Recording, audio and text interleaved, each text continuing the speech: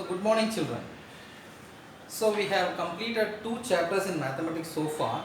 Both the chapters are huge and we left on exercise in algebra also, that is graph exercise that you will learn when you come to the school.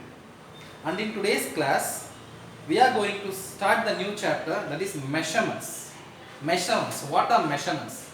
Measuring something. Measuring what? It can be a liquid item, it can be a solid item, anything it can be. It can be length, breadth, height, area, perimeter, volume, anything refers to the measurements, right? Measuring something is called as measurements. And in today's class and also in this exercise, as the first part we are going to study about the circle, right? We are going to study about the circle. So first we will learn about parts of a circle. Do you believe that circle has some parts? We are going to learn about the parts of the circle right now. Consider a circle like this. Consider the circle like this. The center point is called as O. The center point is called as O. In the O which தான் நாம என்ன செய்றோம்னா இந்த சர்க்கிளை வந்துட்டு வரையறோம். So circle அப்படினா என்ன அப்படினா மேத்தமேட்டிக்கலா உங்களுக்கு சொல்றேன். ஒரு பாயிண்ட்ல இருந்து ஒரு காமன் பாயிண்ட்ல இருந்து ஏதோ சம் மெஷர்மென்ட்ஸ் எடுத்துக்கிட்டு நிறைய பாயிண்ட்ஸ் வைக்கிறோம். அந்த பாயிண்ட்ஸ் எல்லாத்தையும் ஒண்ணு சேர்த்தா will be getting a circle. Clear? ஒரு பாயிண்ட் எடுத்துக்கிறோம். அந்த பாயிண்ட்ல இருந்து இப்ப உதாரணத்துக்கு 5 cm அப்படினா 5 cm ல நிறைய பாயிண்ட்ஸ் வைக்கிறீங்க. இப்ப இதுக்கு இங்க இருந்து இங்கக்கு 5 cm நிறைய பாயிண்ட் வச்சா இது ஸ்ட்ரைட் லைனா போகாது. ஆட்டோமேட்டிக்கா it will be curved. கர்வா தான் வரும். அந்த பாயிண்ட்ஸ் எல்லாம் ஒண்ணு சேர்த்தனா you will be getting a circle. So இந்த சர்க்கிள்ல நிறைய பாயிண்ட்ஸ் இருக்கு. The first and the foremost point is center point. Center point will be called as center. Center point will be called as center. That is mentioned as CNTRE. That is taken as O. O ன்னு சொல்லி எடுத்துறோம். The next one we need to know about the radius. So what is the radius? Radius is the distance between the center and any point on the circumference of the circle. Center point க்கும் circle உடைய circumference. Circumference னா சுற்றுவட்ட பாதை பாருங்க. Circle இப்படி சுத்துதா boundary of the circle circumference னு சொல்லி சொல்லுவோம். So center of the circle க்கும் boundary of the circle க்கும் இருக்கக்கூடிய distance அந்த measurement நாம radius அப்படினு சொல்லி சொல்றோம். Let this be A. Take this OA as radius. So O is considered as the center of the circle. OA is taken as the radius of the circle. Then what we are going to study? We are going to learn about the diameter. Diameter is the distance between any two points on the circumference passing through the center. அப்படினா என்ன? Diameter என்றது circumference இருக்கக்கூடிய ரெண்டு பாயிண்ட்க்கு இடையிலான distance. என்னது? Circumference இருக்கக்கூடிய ரெண்டு பாயிண்ட்க்கு இடையிலான distance, but only condition அந்த லைன் வந்து it should pass through the center அப்படினு சொல்லி சொல்றாங்க. Because நீ வெறுமை இப்படி வரைஞ்சா கூட இது வந்துட்டு ரெண்டு பாயிண்டான கனெக்ஷன் தான். ஆனா இது சென்டரை பாஸ் பண்றது கிடையாது. சோ சென்டரை பாஸ் பண்ணி போச்சுனா அதுக்கு பேரு diameter அப்படினு சொல்லி சொல்றாங்க. Let us take this as B and C. Now we can see BC is taken as diameter. Right? Then diameter முடிச்சிட்டோம். இதுக்கு அடுத்து என்ன படிக்க போறோம்னா chord அப்படினா என்னன்னு படிக்க போறோம். So what is a chord? So chord is nothing but the distance between or the line between two points on the circumference. அவ்வளவுதான். It can be at center, it can pass through at center, it cannot pass through at center. அதெல்லாம் கணக்கே கிடையாது. BC முடிச்சிருக்கோம். இப்போ DE அப்படினு சொல்லிட்டு எடுத்துர்க்கேன் நான். Now DE is called as what? Chord. CHORD chord. So chord அப்படினா என்ன? Chord என்றது is nothing but a line which connects or which passes through two points on the circumference of the circle. Circumference of the circle இருக்கக்கூடிய ரெண்டு points இணைக்கக்கூடிய அந்த லைனுக்கு பேர் தான் நம்ம என்ன சொல்றோம்? We call it as a chord அப்படினு சொல்லிட்டு சொல்றோம். இப்போ உங்களுக்கு ஒரு டவுட் வரும். சார் சர்க்கம்ஃபரன்ஸ்ல இருக்கிற ரெண்டு பாயிண்ட ஒண்ணா இணைச்சா அதை நீங்க chord அப்படினு சொல்லி சொல்றீங்களே சார். அப்ப டயாமீட்டர்லயும் சர்க்கம்ஃபரன்ஸ்ல இருக்கிற ரெண்டு பாயிண்ட் தான சார் இணைக்கிறோம். அப்ப அது chord சார் அப்படினு கேட்டினா yes it is a chord. In a circle diameter is considered as a chord. Diameter நம்ம chord அப்படினு தான் சொல்லுவோம். And diameter is considered as the longest chord. சர்க்கிள்லயே பெரிய chord வந்து அந்த diameter தானா. எப்படி இப்போ இதுல நிறைய கார்டு வரையலாம் கரெக்டா இந்த மாதிரி எக்கச்சக்கமான கார்டு வரையலாம் அதுல which passes through the center சென்டரை பாஸ் பண்ணி ஒரு லைன் போகும் அந்த லைனுக்கு பேர் தான் என்னன்னு சொல்றோம் we call it as a chord அப்படினு சொல்லிட்டு சொல்றோம் so DE is considered as a chord and what else is given to you that's all radius is given diameter is given chord is given இதுக்கு மேல எதுவும் கொடுக்கல there is tangent tangent னு சொல்லிட்டு ஒன்னு இருக்கு பட் அது உங்களுக்கு தரல சரி அடுத்து இப்போ செக்மெண்ட் அப்படிங்கற வார்த்தைக்கு என்ன அர்த்தம்னு சொல்லிட்டு பார்க்கலாம்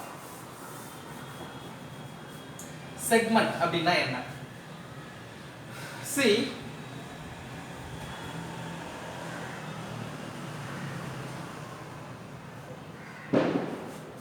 what is this is a circle let me draw another diagram இதல கன்ஃபியூஸ் ஆகாம இருப்பீங்க இத இன்னொரு தடவை எக்ஸ்பிளைன் பண்ணிறேன் பாருங்க இது circle இது center of the circle சென்டர்ல இருக்கக்கூடிய point what is the radius is the distance between the center and any point on the circumference of the circle வந்து நம்ம என்ன சொல்றோம் we call it as a radius னு சொல்லி சொல்றோம் diameterனா என்ன இதுல circumference இருக்கக்கூடிய ரெண்டு பாயிண்ட்ஸ் இணைக்கணும் but only condition you should pass through center அப்படி சொல்லி சொல்றோம் அதுக்கு அப்புறம் chord அப்படினா என்ன chordன்றது it is a line which connects two points on the perimeter which அவ்வளவுதான் it need not necessary இது வந்துட்டு whether it passes through the center or passes through the center இல்லையா அப்படின்றது வந்து நமக்கு அவசியம் கிடையாது சரி இப்போ இதுல இன்னும் ஒரு விஷயம் இருக்கு அதையும் தெரிஞ்சுக்கோங்க இது center point O now we can take two points on the circle P and Q now join this one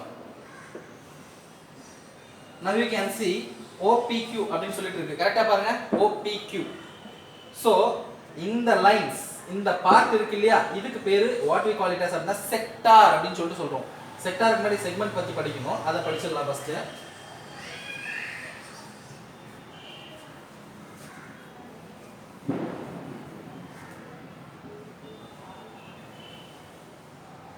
okay now see this is a circle again now I am going to draw a line like this so what is this line is called as what this line is called as a chord DE correct DE this line is called as chord so the area enclosed by the chords are called as segments அப்படி சொல்லிட்டு சொல்றாங்க இந்த D ன்ற லைனும் இந்த சர்க்கிளுக்கு நடுவுல எவ்வளவு இடம் இருக்கோ அந்த இடத்தை தான் என்ன சொல்றோம் செக்மெண்ட் அப்படி சொல்லிட்டு சொல்றோம் சோ ரெண்டு பக்கமும் இடம் இருக்கு இந்த பக்கமும் இடம் இருக்கு இந்த பக்கமும் இடம் இருக்கு கம்மியான இடம் இருந்தது அப்படினா this will be called as minor segment அதிகமான இடம் இருக்குறத we call it as a major segment கம்மியான இடம் இருக்குறத we call it as minor segment அதிகமான இடம் இருக்குறத we call it as major segment so நல்லா பாத்துக்கோங்க திரும்ப D ன்றதுக்கு பேரு chord அது பிரிச்ச அந்த இடம் இருக்கு இல்லையா சர்க்கிள்குள்ள அந்த ஏரியா இருக்கு இல்லையா அதுக்கு பேர் என்னன்னு சொல்றாங்கன்னா we call it as minor segment major segment and there is one more thing you need to know arc அப்படினா என்னன்னு சொல்லிட்டு உங்களுக்கு தெரியும் சரி arc வந்து நம்ம அடுத்து படிக்கும்போது படிக்கலாம் the next இது மேஜர் செக்மெண்ட் மைனர் செக்மெண்ட் பார்த்துட்டீங்க இப்போ இதுக்கு அடுத்து you need to know about sector O P Q ன்னு எடுத்துக்கோங்க சோ இப்போ இந்த இடம் இருக்கு இல்லையா இந்த இடத்துக்கும் இதுக்கு என்ன டிஃபரன்ஸ் அப்படி சொல்லி பாத்தீங்கன்னா இது கார்டு வந்து ரெண்டா பிரிக்குது அந்த சர்க்கிளை ரெண்டா பிரிக்குது ஆனா இந்த இடத்துல ரெண்டு ரேடியஸும் ஒரு கர்வ் இந்த கர்வுக்கு பேர் என்ன சொல்லுவாங்கன்னு சொல்லி கேட்டிங்கன்னா we call it as arc length அப்படினு சொல்லிட்டு சொல்லுவாங்க arc length of the circle அப்படினு சொல்லிட்டு சொல்லுவாங்க இத கண்டுபிடிக்கிறதுக்கு ஃபார்முலா இருக்கு நான் உங்களுக்கு இன்ட்ரோ듀ஸ் பண்றேன் சோ இந்த இடத்துக்கு பேர் என்ன அப்படினு சொல்லி கேட்டிங்கன்னா this will be called as a sector அப்படினு சொல்லிட்டு சொல்லுவாங்க இது செக்டார்னா அப்ப இதுவும் செக்டார் தான் see this will be called as a minor sector and this will be called as a major sector இப்போ this will be called as segment வேண்டாம் segment இல்லாம sector மட்டும் பாருங்க அப்பதான் கன்ஃபியூஸ் ஆகாம இருக்கும் okay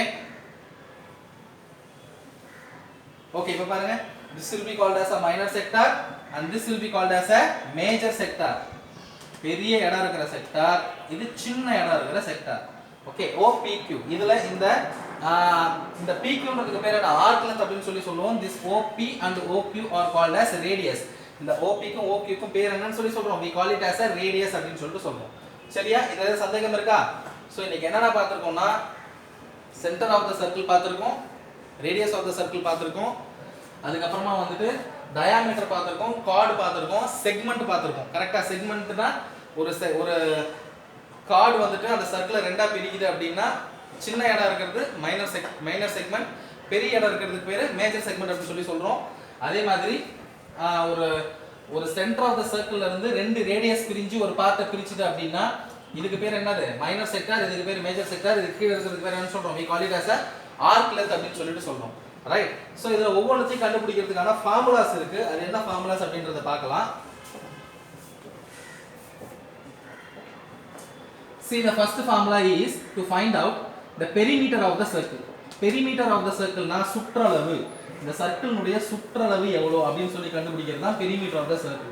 So perimeter of the circle க்கு formula என்ன அப்படினு சொல்லி கேட்டினா 2 pi r units அப்படினு சொல்லி சொல்வாங்க. என்ன formula? 2 pi r units. So 2 pi r units அப்படினா என்ன? சார் 2 pi r units அப்படினா என்ன? இது என்னவா வேணா இருக்கலாம். சென்டிமீட்டரா இருக்கலாம், மீட்டரா இருக்கலாம், கிலோமீட்டரா இருக்கலாம். என்னவா வேணாலும் இருக்கலாம். 2 pi r ன போட்டு யூனிட்ஸ் தான் வரணும். யூனிட் ஸ்கொயர் வந்துட்டு வர கூடாது. இப்போ அடுத்து we are going to find out the area of the circle. area of circle னா என்னன்னா இந்த சர்க்கிளுக்குள்ள எவ்வளவு இடம் இருக்கு. see இந்த கர்வ் எவ்வளவு பெருசா இருக்கு, இந்த லைன் வந்துட்டு இந்த கர்வ் லைன் எவ்வளவு பெருசா இருக்குன்னு கண்டுபிடிச்சா பெரிமீட்டர். சுற்றளவு எவ்வளவு இருக்குன்னு சொல்லி கண்டுபிடிச்சீங்கன்னா பெரிமீட்டர். உள்ளுக்குள்ள எவ்வளவு இடம் இருக்குன்னு சொல்லி கண்டுபிடிச்சீங்கன்னா that will be called as a area. so the formula for area is pi r square units. The formula is pi r square units. சரியா? அதுக்கு அடுத்து இதுக்கு வரலாம், செக்டாருக்கு வரலாம். ஆர்க் லெந்த் அப்படின ஒரு ஃபார்முலா இருக்கா? ஆர்க் லெந்த் என்னடா கண்டுபிடிக்க சொல்லிருக்காங்க இதுல?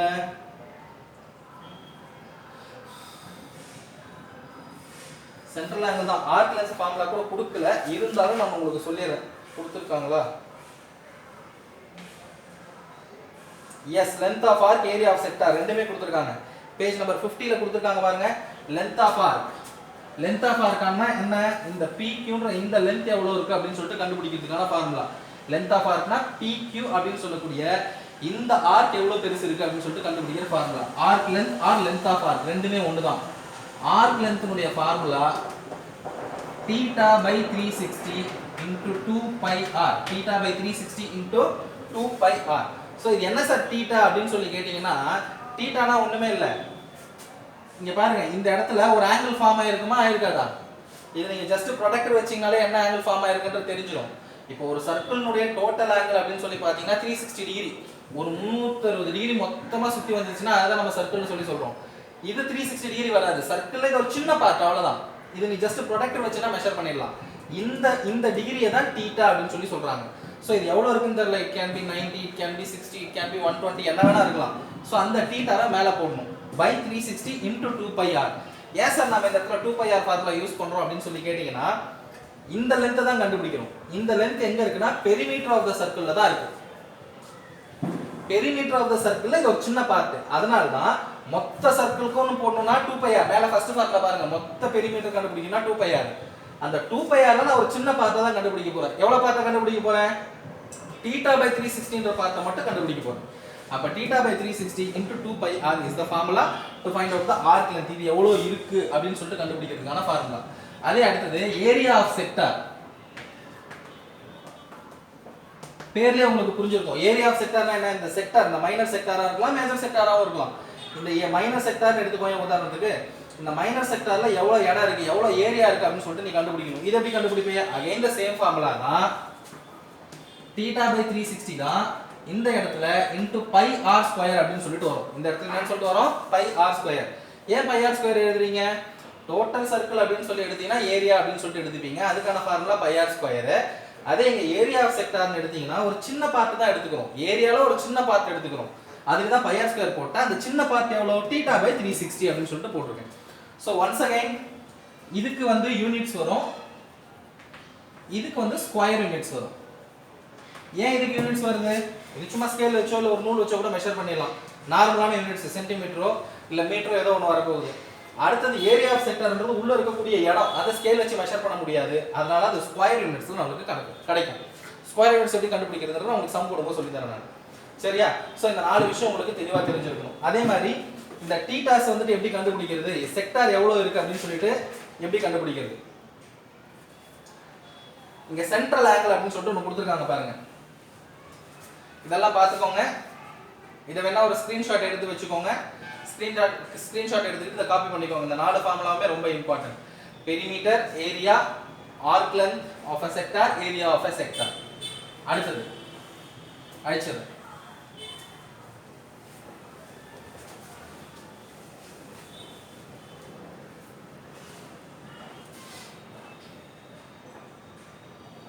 இப்போ இது ஒரு சர்க்கிள் இப்படி வந்து பிரிஞ்சிருக்கு. இது தீட்டா. இதை நான் ஷேட் பண்ணியிருக்கேன். இப்ப ஷேட் பண்ணியிருக்கக்கூடிய அந்த செக்டார்னுடைய ஆங்கிள் எவ்வளோன்னு கண்டுபிடிக்கணும். எப்படி கண்டுபிடிப்பீங்க? சி, ஒரு சர்க்கிள் 3 ஈக்குவல் பார்ட்ஸா பிரிச்சிருக்கிறேன். 3 ஈக்குவல் பார்ட்ஸா பிரிச்சிருக்கிறேன். அதான் முக்கியம். 3 ஈக்குவல் பார்ட்ஸா பிரிச்சிருக்கிறேன். அதை வந்து பாத்தீங்கன்னா ஒண்ணுத்தை மட்டும் ஷேட் பண்ணியிருக்கிறேன். அப்ப இங்க தீட்டா, இங்க ஆங்கிள் எவ்வளவு வருதுன்னு சொல்லிட்டு கேட்கறேன். இவ்வளவுதான் விஷயம். ஸோ இது எப்படி கண்டுபிடிக்கலாம் அப்படின்னு சொல்லி பாத்தீங்கன்னா, மொத்த ஆங்கிள் வந்து 360 டிகிரி. இதை எத்தனையா டிவைட் பண்ணிருக்கேன்? 3 டிவைட் பண்ணிருக்கேன். ஏன்னா ஒண்ணுத்தை தான் நான் ஷேட் பண்ணியிருக்கிறேன். அதனால 360/3 போடணும். டிவைட் பண்ணினா you will be getting 120 degree. அப்ப இங்க நீ ப்ராடக்ட் வச்சு மெஷர் பண்ணினா you should get 120 டிகிரி. புரியுதா சொல்றது என்னன்னு சொல்லிட்டு? புரியுதா புரியல? இது எங்க கொடுத்திருக்காங்கன்னா, you can see in page number 53. 53ல பாருங்க, கடைசி எக்ஸாம்பிள்ஸ் அண்ட் ட்ரை தீஸ் அப்படினு சொல்லிட்டு ஒன்னு கொடுத்திருக்காங்க. அடுத்ததுல பாருங்க 1 2 3. இதுல ஒரு பார்ட் மட்டும் ஷேப் பண்ணிருக்கோம். இத வந்து தீட்டா அப்படினு சொல்லிட்டு எடுத்துறோம். சோ இதுல எப்படி எடுத்துப்பீங்க? டோட்டல் சர்க்கிள்னுடைய தீட்டான்னு எடுக்கும்போது 360 டிகிரி. 360 டிகிரில 1 2 3 4 5 6. சோ ஒரு பார்ட் மட்டும் ஷேப் பண்ணிருக்கேன். So 360 degree divided by 6 which is equal to 60 degree. So இங்க ஷேர் ஆயிருக்கக்கூடிய angle 60 degree. அங்க ஷேர் ஆயிருக்கக்கூடிய angle 120 degree. இங்க ஷேர் ஆயிருக்கக்கூடிய angle 60 degree. So இது ரெண்டுத்தையும் பேஸ் பண்ணி பார்த்தா உங்களுக்கு தெரியுது. என்ன ஃபார்முலா டெரைவ் பண்ணலாம் அப்படின்னா, சென்ட்ரல் ஆங்கிள் கண்டுபிடிக்கக்கூடிய ஃபார்முலாவை நம்ம டெரைவ் பண்ணலாம். சென்ட்ரல் ஆங்கிள், சென்டர்ல எவ்வளவு ஆங்கிள் இருக்கு, சென்ட்ரல் ஆங்கிள் டிவைட் பண்ணக்கூடிய formula θ is equal to 360 degree by n. 360 degree by n. So what is this? N stands for, n என்றது number of parts. எத்தனை பார்ட்ஸா பிரிஞ்சிருக்கு, அது எத்தனை பார்ட் ஷேட் ஆயிருக்குன்றது தான் விஷயம். So that will be considered as a n. So central angle is 360 degree by n is the formula to find out this. So இப்போ இதனுடைய basics almost எல்லாத்தையுமே பார்த்து முடிச்சிட்டோம். நாம செக்டார்னுடைய ஆங்கிள் இப்படி போடுவாங்க. சப்போஸ் இது ஒரு ஆர்க் இருக்கு. சரி, நான் உங்களுக்கு சம் போடும்போது சொல்லி தரேன். சர்க்குலர் ஆர்க் எல்லாமே சொல்லி கொடுத்துறேன். Part of the circumference of circle is called circular arc. இத தான் நம்ம என்ன சொல்றோம்? we call it as a circular arc னு சொல்லி சொல்றோம். அதுக்கு அடுத்து the plane surface that is enclosed between through radii இதுவும் சொல்லிட்டேன். உங்களுக்கு செக்டாரும் சொல்லிட்டேன், செக்மென்ட்டும் சொல்லிட்டேன். That's all. Just go through the book. நான் நடத்திக்கிறது எல்லாத்தையுமே just bookல go through பண்ணீங்கன்னா உங்களுக்கு ஈஸியா புரியும். perimeter of a sector. Yes, இது ரொம்ப முக்கியம். perimeter of a sector க்கு ஒரு ஃபார்முலா இருக்கு. இதையும் நீங்க தெரிஞ்சுக்கணும். சோ இது ஒரு செக்டாரா? சார் இது எப்படி சார் செக்டார் அப்படின்னு சொல்லி கேட்டீங்கன்னா, அந்த சர்க்கிள்ல இருந்து இந்த பார்ட்டை மட்டும் கட் பண்ணி எடுத்துர்க்கேன். கேக் வெட்டி எடுத்த மாதிரி வெட்டி எடுத்துர்க்கேன் இந்த சென்டர்ல இருந்து. அப்ப இது என்னது? O. இங்க ஏதாவது சம்திங் எடுத்துக்கோங்க. PQ, QR, take something. So இப்போ வந்துட்டு இதனுடைய பெரிமீட்டரை கண்டுபிடிக்கணும். எதை கண்டுபிடிக்கணும்? பெரிமீட்டரை கண்டுபிடிக்கணும். ஆல்ரெடி ஏரியா ஆஃப் செக்டாருக்கு நான் ஃபார்முலா கொடுத்துட்டேன். θ/360 × πr² என்ற ஃபார்முலா நான் ஆல்ரெடி உங்களுக்கு கொடுத்துட்டேன். இப்போ பெரிமீட்டர் எப்படி கண்டுபிடிக்கலாம்? See, this is what? R. This is what? R. And this is what? L. Arc length. Correct?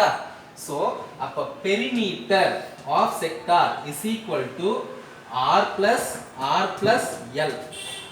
So, இது மூணுத்தையும் ஆட் பண்ணினா you will be getting the perimeter. Correct?